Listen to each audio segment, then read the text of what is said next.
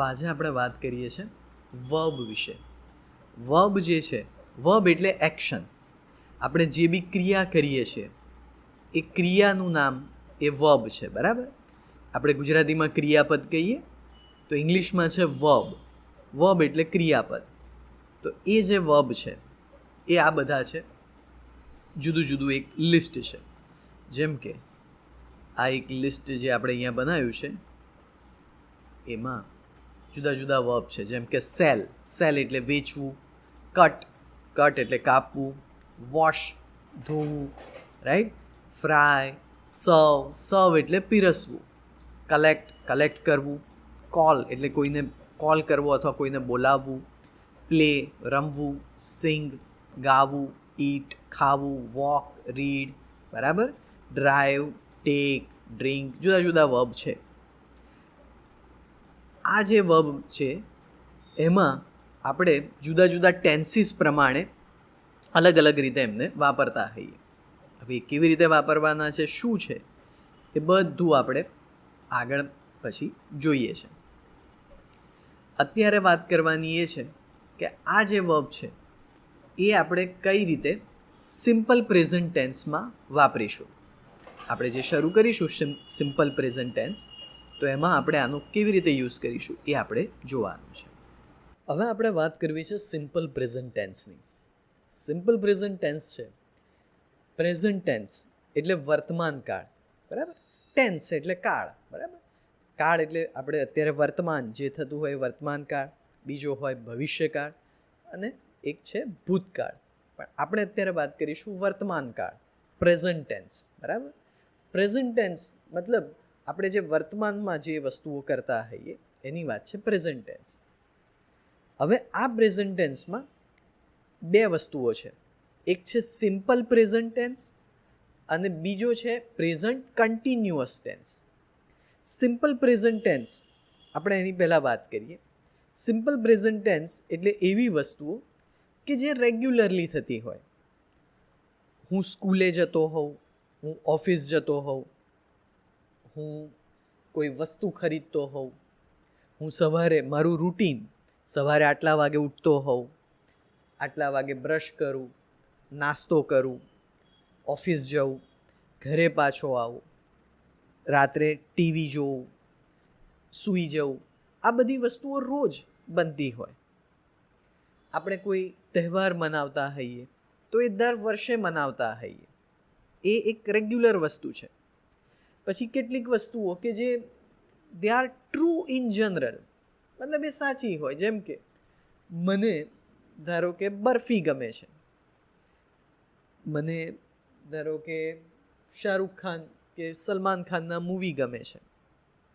આ વસ્તુઓ ફેક્ટ છે, મતલબ ફેક્ટ કરતાં કે ઇન જનરલ આ વસ્તુઓ સાચી છે. તમને કશુંક ગમતું હોય, તમને કશુંક ના ગમતું હોય, કોઈક વ્યક્તિ કોઈક જગ્યાએ કામ કરતું હોય, મતલબ કે મારા ફાધર બેંકમાં કામ કરે છે, તો આ એક ફેક્ટ થઈ ગયું કે એક જનરલી આ એક વસ્તુ સાચી છે. કે આપણા પ્રધાનમંત્રી દેશનું સંચાલન કરે છે. પોલીસ છે, ટ્રાફિક પોલીસ, એ ટ્રાફિકને કંટ્રોલ કરે છે. આ બધી વસ્તુઓ રોજ થતી હોય, regular, in general A true છે. પછી છે સાયન્ટિફિક ફેક્ટ્સ. એટલે કે સાયન્ટિફિક ફેક્ટ એટલે કેવું કે ભાઈ સૂર્ય છે એની આસપાસ પૃથ્વી ફરે છે, બરાબર. પાણી છે એ 100 ડિગ્રી સેલ્સિયસ પર ઉકળે છે. આ બધા સાયન્ટિફિક ફેક્ટ્સ થઈ, મતલબ આ સાચી જ હોય, સાયન્ટિફિક ફેક્ટ છે. બીજું હેપન સમટાઈમ્સ ઓર ઓફટન. હેપન એટલે થવું, એ ક્યારેક ક્યારેક થાય અથવા તો ઘણી વાર થાય, મતલબ મોટે ભાગે થતું હોય. જેમ કે આપણે પિક્ચર જોવા જઈએ છીએ તો કેટલાક લોકો મહિને એકવાર જતા હોય, કેટલાક લોકો દર અઠવાડિયે જતા હોય, તો કેટલાક લોકો ક્યારેય પણ જતા ન હોય. આ બધી વસ્તુઓ છે આ સિમ્પલ પ્રેઝન્ટ ટેન્સ જે રેગ્યુલર રૂટીનમાં બને છે એ. હવે આનો સેન્ટેન્સ કેવી રીતે બને તો એ હવે આગળના વિડીયોમાં આપણે જોઈએ. હવે આપણે સિમ્પલ પ્રેઝન્ટ ટેન્સનું સેન્ટેન્સ ફોર્મેશન એ ડિસ્કસ કરીએ એ પહેલાં આપણે ડિસ્કસ કરીએ પ્રોનાઉન. પ્રોનાઉન શું છે? પ્રોનાઉન એટલે સર્વનામ. પ્રોનાઉન એટલે આપણે જે હું, તમે, આપણે, પેલો, પેલી એ બધું જે વાપરીએ છીએ ગુજરાતીમાં એ પ્રોનાઉન થયું. જેમ કે હું મારા માટે હું વાપરું તો એ તમે પોતાની વાત કરતા હોય, હું એમ કહું કે હું ટીચર છું તો મેં મારા માટે હું વાપર્યું. તો તમે પોતાને માટે કહેતા હોય કે ભાઈ હું સ્ટુડન્ટ છું તો બી તમે હું વાપર્યું. તો એ જે નામ છે એ સર્વનામ એટલે કે બધા માટે વાપરી શકાય, બરાબર? તો એ પ્રોનાઉન થયું. નાઉન છે હું, આપણે, તમે, તમે, પેલો, પેલી, પેલું, પેલા બધા, આ બધા પ્રોનાઉન થયા, બરાબર? આઈ, વી, યુ, હી, શી, ઇટ અને ધે. હવે શું છે આપણે જરા પહેલાં સમજી લઈએ. ફર્સ્ટ પર્સન એટલે બોલવાવાળો. હું બોલતો હોઉં, વેન આઈ એમ સ્પીકિંગ, બરાબર? તો આઈ, હું, બરાબર? એક જણ હોય સિંગ્યુલર તો એક હું, આઈ. પણ એકથી વધારે હોય તો વી, બરાબર? પ્લુરલ જે છે એ વી.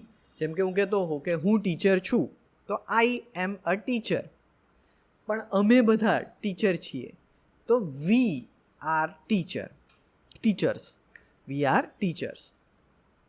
પછી સામે એક વ્યક્તિ હોય તો આપણે એને, અને એ સ્ટુડન્ટ હોય તો એને કહીએ કે યુ આર અ સ્ટુડન્ટ. પણ સામે એકથી વધારે સ્ટુડન્ટ્સ હોય તો આપણે કહીએ યુ આર સ્ટુડન્ટ્સ. મતલબ બીજો સેકન્ડ પર્સન મતલબ જે સામે સાંભળી રહ્યો છે એ. યુ સિંગ્યુલરમાં બી યુ વપરાય અને પ્લુરલમાં પણ યુ વપરાય. હવે બે જણા વાત કરી રહ્યા છે, હું બોલી રહ્યો છું એટલે હું ફર્સ્ટ પર્સન થયો, સામે કોઈ સાંભળી રહ્યું છે તો એ સેકન્ડ પર્સન થયો.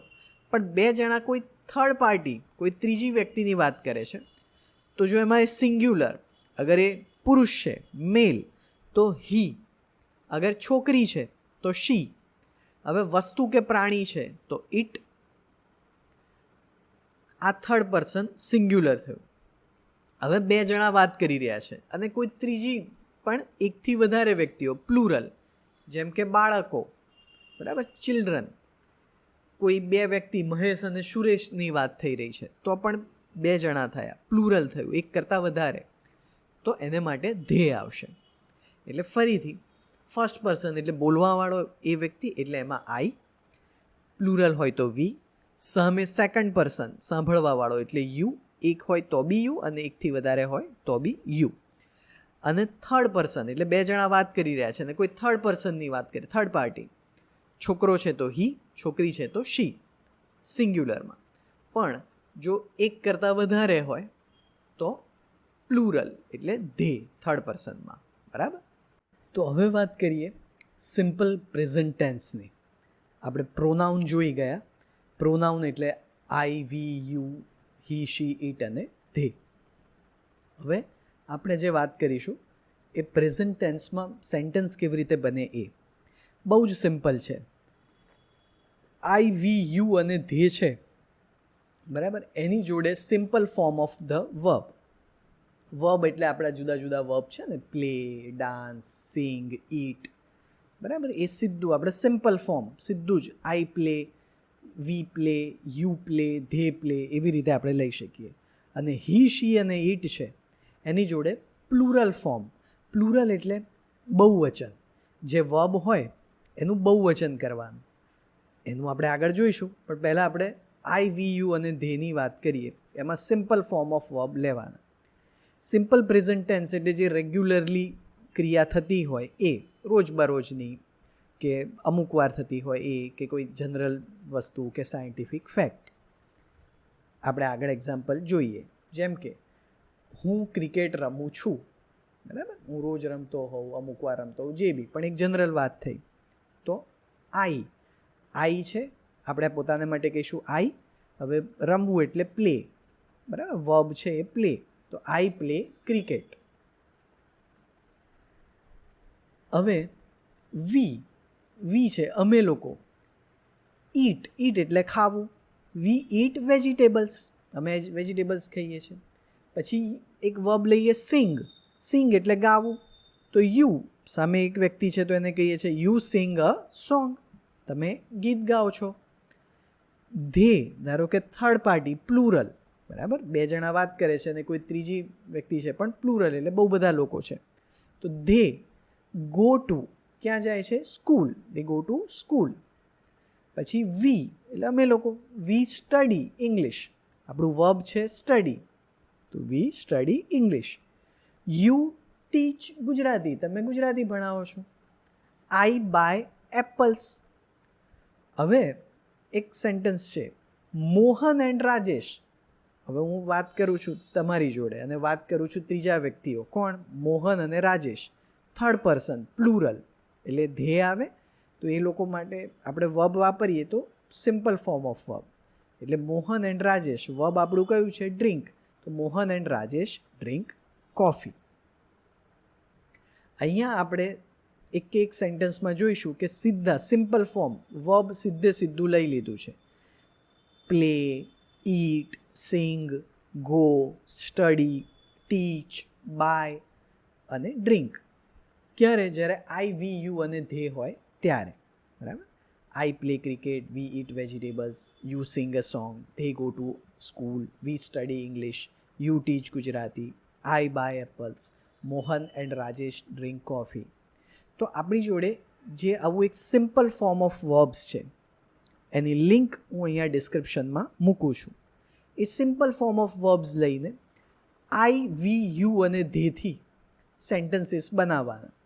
ધારો કે લઈ લીધું યુ અને હવે મેં વર્બ સિલેક્ટ કર્યું છે ડાન્સ, તો you dance in the garden. ચલો હું લઉં છું ધારો કે ધે અને વર્બ લઉં છું સ્પીક વિથ. સ્પીક વિથ એટલે વાત કરવી, તો ધે સ્પીક વિથ, કોની જોડે વાત કરે છે? ધે સ્પીક વિથ ડૉક્ટર, બરાબર. પછી કોઈ વર્બ લઈ લઈએ હિયર, હિયર એટલે સાંભળવું, અને હું લઉં છું અહીંયા વી, તો વી હિયર અ સોંગ. પછી કોઈ વર્બ લઈએ ડ્રાઈવ અને અહીંયા લઈ છે આઈ, તો આઈ ડ્રાઈવ અ કાર, બરાબર. તો આવી રીતે કેટલા બધા સેન્ટેન્સીસ બને, આઈ, વી, યુ, ધે, કોઈ બી લેવાનું એક અને કોઈ બી એક વર્બ લઈ લેવાનું, બરાબર. તો એ રીતે વર્બ સિમ્પલ પ્રેઝન્ટ ટેન્સના સેન્ટેન્સીસ બને. એની પ્રેક્ટિસ કરવાની. નેક્સ્ટ વિડીયોમાં આપણે જોઈશું હી, શી, ઇટ, કે જેમાં plural form of verb, verb જે હોય ક્રિયાપદ એનું બહુવચન એ વપરાય, એ આપણે નેક્સ્ટ વિડીયોમાં જોઈશું.